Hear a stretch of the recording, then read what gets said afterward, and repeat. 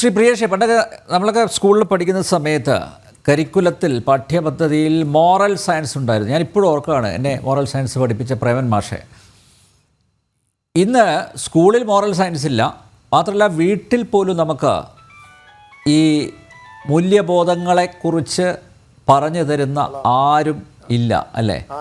പിടിച്ചിരുത്തുന്ന നമ്മുടെ സമൂഹത്തെക്കുറിച്ച് അല്ലെങ്കിൽ നമ്മുടെ വ്യക്തിജീവിതം എങ്ങനെ മുന്നോട്ട് കൊണ്ടുപോകണം, അതൊക്കെ പറഞ്ഞു തരാൻ പോലും ഒരാളില്ല, വീട്ടിൽ മുതിർന്ന ഒരാളില്ല. പണ്ടൊക്കെ നമുക്കറിയാം, ഈ സന്ധ്യാനേരം ആയിക്കഴിഞ്ഞാൽ വിളക്കിന് മുന്നിൽ, നിലവിളക്കിന് മുന്നിൽ ചമ്രം പടിഞ്ഞിരുന്ന് ഇത് രാമനാരായണ ചൊല്ലുന്ന ഒരു കാലഘട്ടമൊക്കെ ഉണ്ടായിരുന്നു, അല്ലേ? അത് കൃത്യമായിട്ട് ആ സമയത്ത് ഏത് തൊടിയിൽ പോയി കളിച്ചാലും ആ സമയമാകുമ്പോൾ തിരിച്ചു വന്ന് കൈയും മുഖവും കാലും ഒക്കെ കഴുകി അവിടെ ഇരുന്ന് അതൊരു ശീലമായിരുന്നു, അല്ലേ? അത്തരം ശീലങ്ങളൊന്നും ഇന്നില്ല.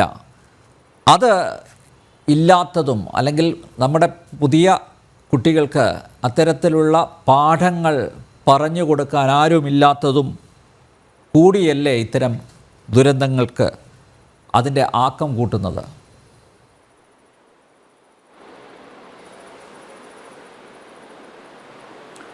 തീർച്ചയായിട്ടും. അപ്പം നമ്മൾ കേരളത്തിൽ പലപ്പോഴും ചെയ്യുന്നത് എന്താണെന്ന് വെച്ചാൽ, ഈ പ്രശ്നങ്ങളെപ്പറ്റി മാത്രമേ നമ്മൾ ചർച്ച ചെയ്യുന്നുള്ളൂ, അതിൻ്റെ സൊല്യൂഷനെ പറ്റി നമ്മൾ ചർച്ച ചെയ്യുന്നില്ല. പക്ഷേ മറ്റ് സ്ഥലങ്ങളിലൊക്കെ പ്രശ്നത്തെക്കുറിച്ചല്ല ചർച്ച, അതിൻ്റെ സൊല്യൂഷനെ കുറിച്ചാണ്. അപ്പോൾ ഇന്നത്തെ സാമൂഹ്യ സാഹചര്യത്തിൽ ശ്രീ അനിൽ നമ്പ്യാർ പറഞ്ഞതുപോലുള്ള പ്രശ്നങ്ങളുണ്ട്. ഇന്ന് വീടുകളിൽ മൂല്യവത്തായ കഥകൾ പറഞ്ഞു കൊടുക്കാൻ മുത്തശ്ശിമാരും മുത്തശ്ശന്മാരും ഇല്ല. ഉണ്ടെങ്കിൽ തന്നെ അവരെ മുന്നിൽ പോയിരിക്കാൻ കുട്ടികൾക്ക് സമയമില്ല, അവർക്ക് ട്യൂഷനുണ്ട്, മറ്റ് കാര്യങ്ങളുണ്ട്. വൈകുന്നേരങ്ങളിൽ അവരുടെ എനർജി കളയാൻ വേണ്ടിയിട്ട് കളിസ്ഥലങ്ങളില്ല. മുഴുവൻ സമയം അവർക്ക് സ്കൂൾ വിട്ടാൽ ട്യൂഷൻ വിട്ടാൽ വേറെ ട്യൂഷൻ, എൻട്രൻസ് കോച്ചിങ്, അങ്ങനെ പോവാണ്. അപ്പം ഇതിന് പരിഹാരം എന്നുള്ള നിലയ്ക്കാണ് NEP 2020 നിലവിൽ കൊണ്ടുവന്നത്. ഇങ്ങനെ കുട്ടികളിൽ പ്രശ്നങ്ങൾ ഉണ്ടാക്കുന്നു എന്നുള്ള ചർച്ചകൾ വന്നതിൻ്റെ അടിസ്ഥാനത്തിലാണ് സൊല്യൂഷൻ എന്ത് എന്നുള്ളതിനെ പറ്റി ചർച്ച വന്നത്. ആ സൊല്യൂഷനാണ് NEP 2020 ആയിട്ട് ഭാരതത്തിൻ്റെ സർക്കാർ നമ്മുടെ മുന്നിൽ വെച്ചത്. പക്ഷേ അതിനെ അംഗീകരിക്കാൻ നമ്മുടെ കേരളത്തിലെ സർക്കാർ തയ്യാറില്ല, അത് നടപ്പിലാക്കാൻ പറ്റില്ല എന്നാണ് കേരളത്തിലെ സർക്കാർ പറയുന്നത്.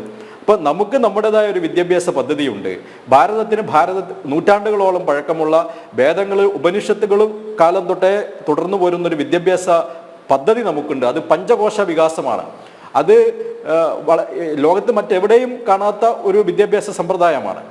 അപ്പോൾ ആ പഞ്ചകോശ വിദ്യാഭ്യാസ പദ്ധതിയാണ് NEP 2020 മുന്നോട്ട് വെക്കുന്നത്.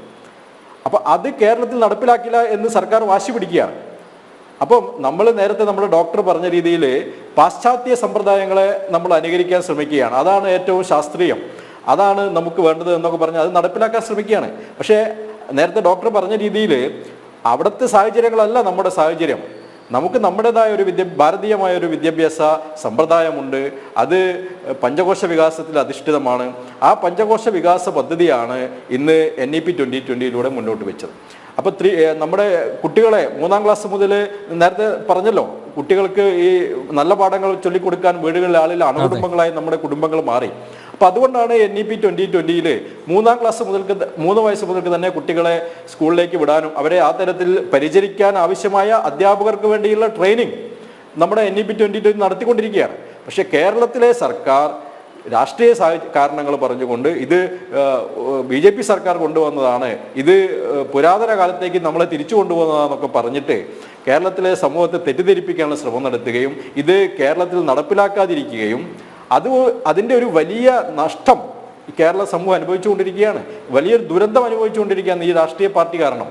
നിങ്ങൾ ആലോചിച്ച് നോക്കൂ, PM ശ്രീ പദ്ധതി കോടിക്കണക്കിന് രൂപയാണ് കേന്ദ്ര സർക്കാർ വിദ്യാലയങ്ങൾ നവീകരിക്കുന്നതിന് വേണ്ടിയിട്ട് വിദ്യാർത്ഥികൾക്ക് ഇത്തരത്തിലുള്ള കളിക്കാനും അവർക്ക് ശാസ്ത്ര പഠനങ്ങൾ നടത്താനും ഒക്കെയുള്ള ലാബുകൾ സംഘടിപ്പിക്കുവാനും അവരുടെ ശുചിമുറികൾ ശുചിത്വമുള്ളതാക്കി മാറ്റാനും പരിസ്ഥിതി അവബോധം നടത്താനും വേണ്ടിയിട്ടുള്ള പരിസ്ഥിതി ക്ലബ്ബുകളും പരിസ്ഥിതി ശാലകളും നിർമ്മിക്കാനൊക്കെ വലിയ പദ്ധതികളാണ് കേന്ദ്ര സർക്കാർ മുന്നോട്ട് വെക്കുന്നത്. PM ശ്രീ പദ്ധതിയിൽ ഒപ്പുവെക്കാൻ ഇന്നേ വരെ നമ്മുടെ കേരളത്തിൻ്റെ സർക്കാർ തയ്യാറായിട്ടില്ല. കാരണം എന്താ, PM ശ്രീ പദ്ധതി ഒരു സംസ്ഥാനത്തിൽ അനുവദിക്കണമെങ്കിൽ ആ സംസ്ഥാനത്ത് NEP 2020 നടപ്പിലാക്കും എന്ന് അത് സംസ്ഥാന സർക്കാർ കരാറിൽ ഒപ്പുവെക്കണം. പക്ഷെ കേരളത്തിലെ സർക്കാർ രാഷ്ട്രീയ വിരോധം കൊണ്ട് മാത്രം കേരളത്തിലെ ഭാവി തലമുറയെ പറ്റിയോ കേരളത്തിലെ വിദ്യാർത്ഥികളെ പറ്റിയോ ചിന്തിക്കാതെ രാഷ്ട്രീയം മാത്രം ചർച്ച ചെയ്തുകൊണ്ട് NEP 2020 നടപ്പിലാക്കും എന്ന് ഒപ്പുവെക്കാൻ ഞങ്ങൾ തയ്യാറല്ല എന്ന് പ്രഖ്യാപിച്ചുകൊണ്ട് മാറി നിൽക്കുകയാണ്. അപ്പോൾ ഇതിൻ്റെ നഷ്ടമായിരിക്കാം. നഷ്ടം അത് സർക്കാരിനോ രാഷ്ട്രീയ പാർട്ടികൾക്കോ അല്ല, കേരളത്തിലെ സമൂഹത്തിനാണ്, വരും തലമുറയ്ക്കാണ്. അത് മനസ്സിലാക്കുന്നില്ല. അപ്പോൾ ഈ തരത്തിൽ ഉള്ള നേരത്തെ സാർ പറഞ്ഞ രീതിയിലുള്ള ഈ രാഷ്ട്രീയ അതിപ്രസരങ്ങൾ ഉണ്ടാക്കുന്ന പ്രശ്നങ്ങൾ, ഇതിനെതിരെ കേരളത്തിലെ സാമൂഹിക പ്രതിഷേധങ്ങൾ ഉയർന്നു വരണം.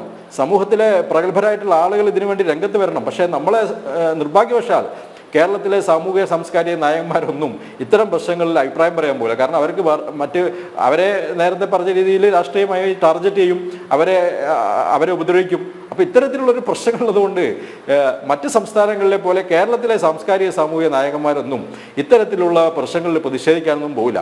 ഇന്ന് നമുക്ക് എന്തുകൊണ്ട് നമ്മുടെ കുട്ടികൾക്ക് ആയി പോകുന്നു, അവരെ നമുക്ക് ക്രിമിനലുകൾ എന്ന് വിളിക്കാൻ പറ്റുമോ? ഒരിക്കലും പറ്റില്ല. കാരണം അവർ വളർന്നു വരുന്ന സാഹചര്യം അതാണ്. ഇപ്പോൾ ഉദാഹരണത്തിന് ഞാൻ അനിൽ നമ്പ്യാർ ചെയ്യുന്ന ഒരു കാര്യം പറയാം.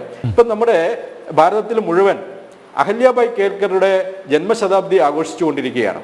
അപ്പോൾ എനിക്ക് ഇന്നുണ്ടായ ഒരു അനുഭവം ഞാൻ ഈ ചർച്ചയിൽ പങ്കുവെക്കാൻ ആഗ്രഹിക്കുകയാണ്. ഇപ്പോൾ കഴിഞ്ഞ ദിവസം തൃശ്ശൂർ നഗരത്തിൽ അഹല്യാബായി കേൽക്കറുടെ ജന്മശതാബ്ദി ആഘോഷത്തോടനുബന്ധിച്ച് വലിയൊരു സമ്മേളനം നടന്നു. അപ്പോൾ അതിൽ തൃശ്ശൂർ നഗരത്തിലെ പല പ്രഗത്ഭരായിട്ടുള്ള ആളുകളും പങ്കെടുത്തു. തൃശ്ശൂരിലെ ഒരു പ്രധാനപ്പെട്ട വനിതാ വ്യവസായി, വളരെ പ്രായമുള്ള തൃശ്ശൂർ നഗരത്തിൽ അറിയപ്പെടുന്ന ഒരു വനിതാ വ്യവസായി, ഈ ചർച്ചയിൽ അവരുടെ അനുവാദമില്ലാതെ അവരുടെ പേര് ചർച്ചയ്ക്ക് വെക്കുന്നത് ശരിയല്ല എന്നുള്ളതുകൊണ്ട് ഞാൻ അത് പറയുന്നില്ല. അപ്പോൾ അവരും അവരുടെ കുട്ടികളും ആ പരിപാടിയിൽ പങ്കെടുത്തു.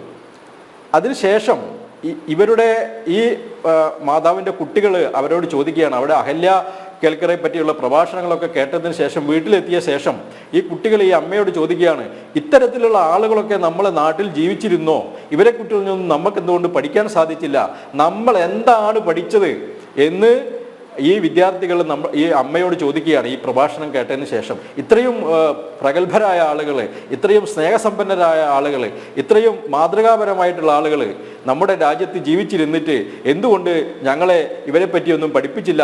എന്താണ് ഞങ്ങളെ പഠിപ്പിച്ചത് എന്ന് അവർ ആ അമ്മയോട് ചോദിക്കുകയാണ്. അപ്പോൾ ആ അമ്മ ഇന്ന് അതിൻ്റെ സംഘാടകരോട് ഈ കുട്ടികൾ പറഞ്ഞ കാര്യം വിശദീകരിക്കുകയുണ്ടായി. അത് കേട്ടുകൊണ്ടാണ് ഞാൻ ഈ ചർച്ചയ്ക്ക് വരുന്നത്. അപ്പോൾ ഇത് ഒറ്റപ്പെട്ട സംഭവമല്ല. നമ്മുടെ നാടിൻ്റെ പൈതൃകം, നമ്മുടെ നാട്ടിലെ ആചാരങ്ങൾ, നമ്മുടെ നാട്ടിലെ സ്നേഹം പങ്കുവെക്കാനും പരസ്പരം സ്നേഹിക്കുവാനൊക്കെ പഠിപ്പിച്ചിരുന്ന ആചാരങ്ങൾ, നമ്മുടെ പ്രകൃതിയോട് നമ്മൾ എങ്ങനെ പെരുമാറണം. നമ്മളൊക്കെ കുട്ടിക്കാലത്ത് ഒരു ചെടിയുടെ തിരിലൊടിച്ചു കഴിഞ്ഞാൽ നമ്മുടെ രക്ഷിതാക്കൾ നമ്മളെ ചീത്ത പറയും. അയ്യോ എന്തിനാണ് അതിനെ വെറുതെ വേദനിപ്പിക്കുന്നത് എന്ന് ചോദിക്കും. അപ്പം നമ്മുടെ മനസ്സിൽ അതിനും വേദനയുണ്ട്, ഒരു ചെടിക്ക് പോലും വേദനയുണ്ട്. അതിൻ്റെ ഇല വെറുതെ നുള്ളിക്കളയാൻ പാടില്ല എന്നുള്ളൊരു ഒരു ചിന്ത നമ്മുടെ മനസ്സിലേക്ക് തരികയാണ്. പക്ഷേ അതൊക്കെ പഴഞ്ചനാണ്, അതൊക്കെ അന്ധവിശ്വാസങ്ങളാണ് എന്ന് പറഞ്ഞുകൊണ്ട് നമ്മുടെ നാട്ടിൽ ഇതൊക്കെ കമ്മ്യൂണിസ്റ്റ് പ്രസ്ഥാനങ്ങൾ ഇതൊക്കെ ഇല്ലാതാക്കി. നവോത്ഥാനത്തിൻ്റെ പേരിൽ നമ്മുടെ നാട്ടിലുള്ള സകല ഇത്തരത്തിലുണ്ടായിരുന്ന മൂല്യങ്ങൾ വരും തലമുറയിലേക്ക് പകർന്നു കൊടുത്തുകൊണ്ടിരുന്ന, സ്നേഹം പുതിയ തലമുറയിലേക്ക് പകർന്നു കൊടുത്തുകൊണ്ടിരുന്ന, പരസ്പരം സ്നേഹിക്കുവാനും പ്രേമിക്കുവാനുമുള്ള ചിന്താഗതി വരും തലമുറയിലേക്ക് പകർന്നു കൊടുത്തിരുന്ന ഇത്തരം ആചാരങ്ങളൊക്കെ തന്നെ, ഇത്തരം ചടങ്ങുകളൊക്കെ തന്നെ നമ്മുടെ സമൂഹത്തിൽ നിന്ന് കമ്മ്യൂണിസ്റ്റ് പ്രസ്ഥാനങ്ങളുടെ പിൻബലത്തിൽ നവോത്ഥാനത്തിൻ്റെ പേരിലൊക്കെ തന്നെ ഇതൊക്കെ ഇല്ലാതാക്കി കളഞ്ഞു. അപ്പം ഇതൊക്കെ ഈ ഇന്നത്തെ തലമുറയ്ക്ക് ഇതൊന്നും ലഭ്യമല്ല. അപ്പം അവരെ സംബന്ധിച്ചിടത്തോളം ഇതൊരു വലിയ പ്രശ്നമാണ്. അപ്പം ഞാൻ പറയുന്നത് അവർ ക്രിമിനലുകളല്ല. ഇന്നത്തെ നമ്മളെ ഈ കുട്ടികൾ അവരൊന്നും നമുക്ക് ഒറ്റയടിക്ക് ക്രിമിനലുകൾ എന്ന് വിളിക്കാൻ സാധിക്കില്ല. അവൾ വളർന്നു വന്ന സാഹചര്യം അതാണ്. അവരെ നമ്മൾ അങ്ങനെയാണ് വളർത്തിയെടുത്ത്, അവരെ നമ്മൾ പഠിപ്പിച്ചിട്ടില്ല. ഈ രാഷ്ട്രീയ അതിപ്രസരം അവർക്ക് ലഭിക്കേണ്ട സാഹചര്യങ്ങളെ ഇല്ലാതാക്കി അതിന് കേരളത്തിലെ കമ്മ്യൂണിസ്റ്റ് പ്രസ്ഥാനങ്ങൾ മറുപടി പറയണം എന്നുള്ളതാണ് എനിക്ക് പറയാനുള്ളത്.